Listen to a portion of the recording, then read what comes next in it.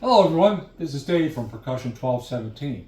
Today we're going to do a little tutorial about the parts of a rope tension snare drum and some basic tuning and maintenance needs that you might be interested in the future.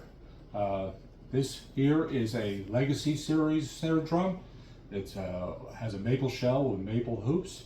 It has a waterborne marine finish on it, so it'll last many years. You'll also see that something different than normal drums you would see, that this drum is put together with rope instead of rod tensions. The rope is very durable, and it's a polyester type rope. These pieces here are called tension ears. As you bring them down on the ropes here, the ropes will come together, creating tension on the heads, and they're made out of leather saddle skirting. This piece here is the stainless steel carry, which you would put the hook on your sling through this hole here, and that is how you carry it. This drum features aquarium modern vintage heads, and they sound great on this drum. It also has a 2-inch cotton dampener, which is underneath the top head. Over here, well, this is the snare strainer. It's a simple fulcrum assembly. The tighter you get, the tighter the snares get. We also have a rope under here. This is called a drag rope. It just takes up the slack that you need on the drum to assemble it. We also have another piece here, which is called a pigtail, because it looks like a pigtail. It's just the rope wound around, and that's the termination point of the rope on the drum. Over here is the snare butt, or for lack of any other term, and it's a simple brass piece with Allen keyed bolts on it. This is natural gut. I get it from India, and it's the only thing to put on rope tension drums. So to tighten up the snare tension, you would just simply screw this in, and it pulls the fulcrum over, and it makes them tighter. All right, that's about it on the different parts of the drum. Now to tension it, we want to pull these leather ears down, but we want to do them in such a way that it puts tension on the drum itself very evenly, instead of going one after another around. This will pull that side of the drum down, and then this side it'll end up getting the drum out of parallel.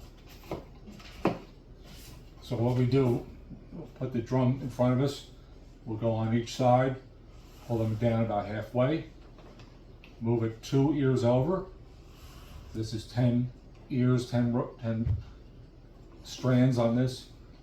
Go down about halfway, go down about halfway, go over another 2, down about halfway, until we've tightened them all up.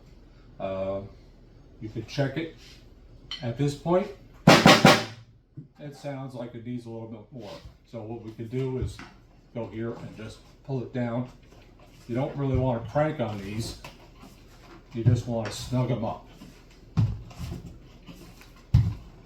because this is made of wood, and they can damage the shell. So once we get them all tightened up, we can tap on. Sounds pretty good. And loosen this up, and as you tighten it sounds pretty good. Now, if you get it too tight, it's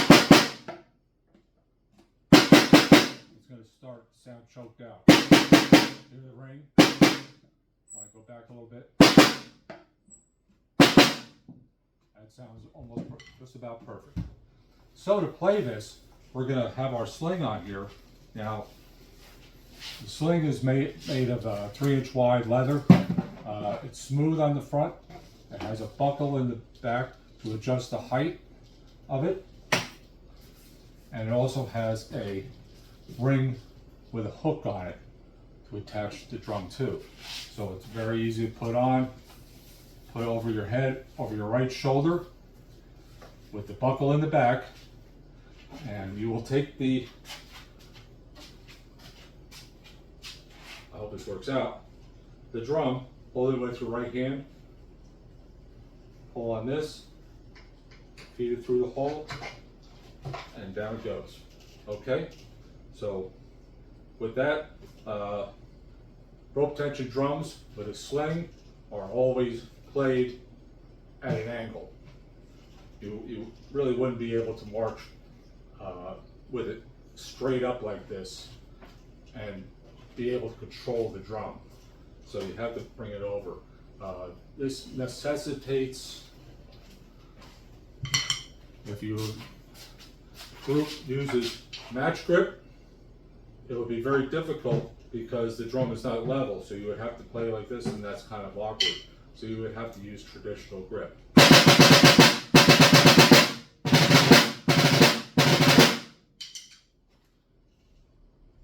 So that might be a problem with some people. Well, you just have to do the best you can. These also could be played on a stand level, and that way you could actually use match grip. To take it off, just simply slide this out, and we're going to bring this up on the table. Now when you're handling these drums, you don't want to skid them across the ground because these are rope, and it will end up fraying and making a mess of things. So when you're done playing, we're just going to stitch up about halfway, come up again, about halfway, over 2, up halfway, up 2, halfway, up 2, halfway. Then we can go the rest. Over 2, up, over 2, up, over 2, up. The reason why you tension the drum and release the tension when you're done is that these drums are made of wood, and they expand and contract with humidity. So if you left them, you were using it in a non-humid area, and then you left the tension in a humid area, it would get really, really tight, and it might damage the heads and or the shell or the hoops. So with that, if you got any questions, feel free to call me. Dave at Percussion1217.com. My number is 732-710-1633. Or you can send me an email at dave@percussion1217.com. All right, we'll see you later.